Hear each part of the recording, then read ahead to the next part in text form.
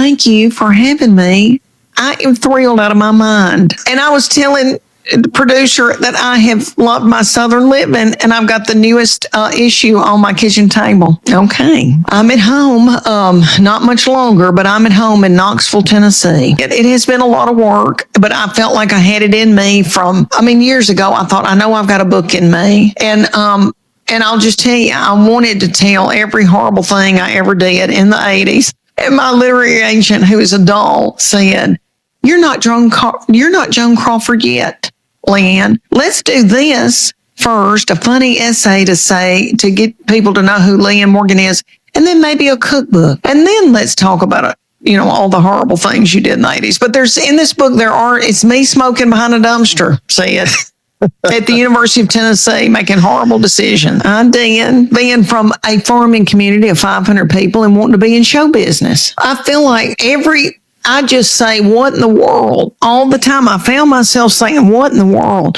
Because all this has blown up for me in my 50s after doing comedy for over 25 years. And I just found myself going, what in the world? And getting a movie with Reese Witherspoon and Will Ferrell, and getting a television series on Netflix, and getting more Netflix specials, and all these things happening to me at my age. And when I just did not expect, I thought I was going to make it. But then there was, times when I start thinking, oh no, nothing's going to come of this, and it's not going well and all that. And it's just every day, I'm just amazed at it. I'm amazed at it. And then I thought the curveballs and the blessings, I talk a lot in the book about, just ups and downs in my career, but also ups and downs that my family has been through, that everybody, people, it's always things happen when, in life, there's valleys and mountaintops. And so I talked about that, but the blessings that come out of those things, that silver lining that you don't see at the time, but then you look back and think, oh my gosh, that was how it was meant to be. I did. I really thought it, but I tell you, I got a little freaked out in like my early 50s. I was at the end of perimenopause, and I went out to eat with Chuck Morgan, my husband, and I started crying, and I said, I don't think this is going anywhere. I don't think I can keep going. And I said, I think, Chuck, I want to open up a hardware store, and I want to have a big cheese wheel, and I want to have rocking chairs where people can gather, and I'll just dazzle people in those rocking chairs. And he went, you've lost your mind, Leanne. So then, that was his way of helping.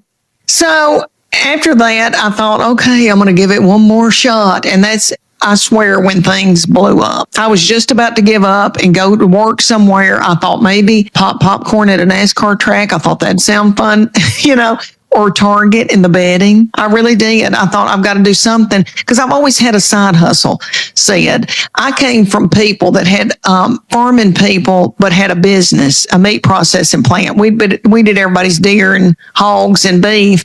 And so I just have always liked to make my own money and have something going. Okay, it's 500 people on the Kentucky-Tennessee border. And so we feel very close to Kentucky. I know we're in proximity to Kentucky, but I was born in Kentucky. And then my people came over. Had always been in Adams and had farms. But my little daddy worked as a butcher at Kroger over in Bowling Green.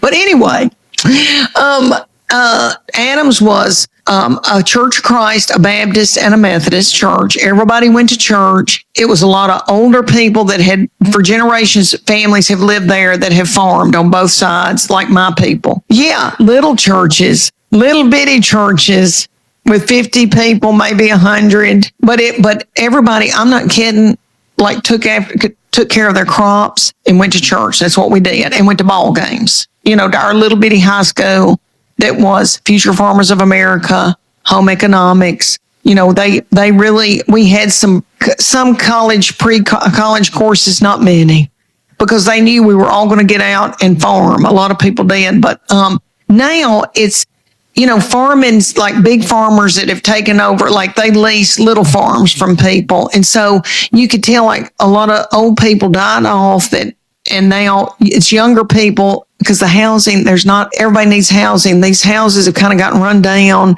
and it's people that have moved in to find affordable housing who we've never seen them before in our lives. There's a new Dollar General store, and I'm telling you, it's hopping.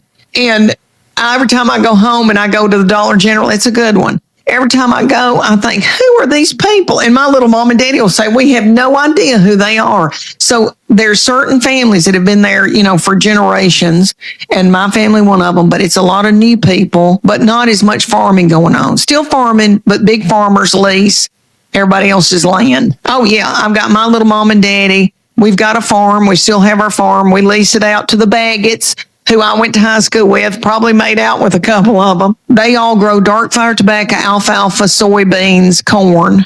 But yeah, there's, what did you ask me? See it? I got to thinking, should I have said I made out with somebody on Southern Living? Biscuits and change. Okay, good. There are. And my little daddy, his dream is for us to hold on to this land and someday somebody develop into a neighborhood. It's 100 acres, but people, it's close to the interstate. So yes, people are coming. Nashville's moving that way. Okay, my darling. It was right next to Corky's, which was the gas station, and that was Corky. And he had a son that became an OBGYN. So they were kind of like our Elvis, because he got out and became a doctor. But anyway, Corky's gas station, and everybody got their gas and they could charge it. And my sister would drive back and forth from Austin Peay State University and charge her gas and then drive back. Okay, and then next to that was our little store. And my Uncle Raymond and Aunt Lila owned it before my daddy went. We had it.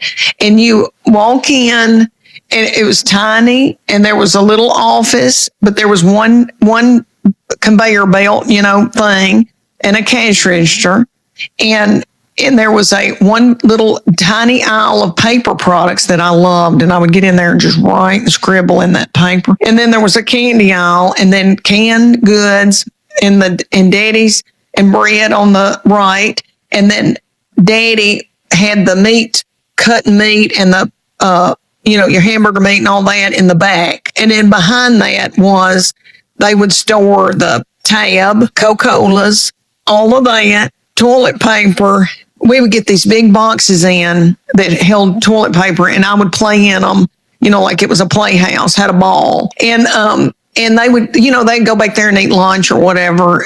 And my granddaddy, all my family, extended family worked in it. And then Mama's friends, Margaret, and some other women, and they all smoked and had a ball and laughed. And I sprayed Lysol. That was what I did for fun. I sprayed Lysol in the back, and they would smell it and go, quit spraying this Lysol. And my sister is older than me, and she was rail thin. Of course, we were country people who grew our own vegetables and killed our own hogs. So she was thin as a rail, and she would eat sweet tarts and red hots and steak and faint and was frail. And on Mondays, and I wasn't chunky because I didn't eat processed food either. But I was stockier than her. I had a stronger constitution, let's say that. Yep. And I would eat pinto beans and cabbage, and my parents would brag on me and say, Beth is frail. She's about to faint. Look at Leanne. She eats pinto beans and cabbage. And that's how they bragged on me. But anyway, we would work every Monday to put up cans in the store. That was the day where you replenish. And we just took it like, we were little bitty, but we just thought, well, Lord, we've got to keep this store running. And I think I was in kindergarten, and Mama didn't make me go to kindergarten. And I hate to even say that on this, but that was in Tennessee before the law, before you had to go to kindergarten. But she wanted me to go, but I was 4. I hadn't turned 5 yet. And she goes, you're smarter than all these people. You really don't have to go if you don't want to. You still need a nap. So I would go to the store, or we would stay at home and watch Hollywood Squares.